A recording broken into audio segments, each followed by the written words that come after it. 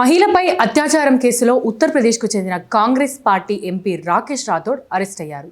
బుధవారం రాకేష్ అలహాబాద్ హైకోర్టులో ముందస్తు బెయిల్ పిటిషన్ వేయగా బెయిల్ ఇచ్చేందుకు కోర్టు నిరాకరించింది. పోలీసుల ముందు లొంగిపోవాలని ఆదేశించింది. అంతకుముందు సీతాపూర్లోని ఎంపీ ఎమ్మెల్యే కోర్టులో కూడా రాకేష్ ముందస్తు బెయిల్ కోసం పిటిషన్ వేశారు. అక్కడ కూడా ఆయనకు నిరాశ ఎదురైంది.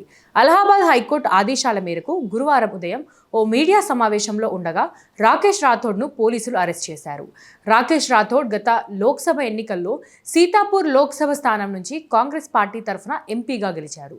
ఈ క్రమంలో రాకేష్ రాథోడ్ పెళ్లి చేసుకుంటానని, రాజకీయ భవిష్యత్తు ఇస్తానని మాయమాటలు చెప్పి గత 4 ఏళ్లుగా తనపై అత్యాచారానికి పాల్పడుతున్నాడని బాధితురాలు ఈ నెల 17న పోలీసులకు ఫిర్యాదు చేశారు. ఎంపీ రాకేష్ రాథోడ్కు తనకు మధ్య ఫోన్ కాల్ వివరాలను, కాల్ రికార్డింగులను కూడా ఆమె పోలీసులకు అందజేశారు. పోలీసులు ఎంపీపై కేసు నమోదు చేశారు.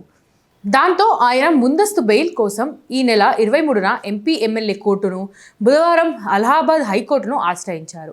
బెయిల్ దొరకకపోవడంతో నిన్న పోలీసుల ఎదుట లొంగిపోయారు. గత వారం బాధితురాలి భర్త కూడా పోలీసులకు మరో ఫిర్యాదు చేశారు. కేసును వాపస్ తీసుకోవాలని ఎంపీ, ఆయన కుమారుడు ఒత్తిడి చేస్తున్నారని ఆ ఫిర్యాదులో పేర్కొన్నారు.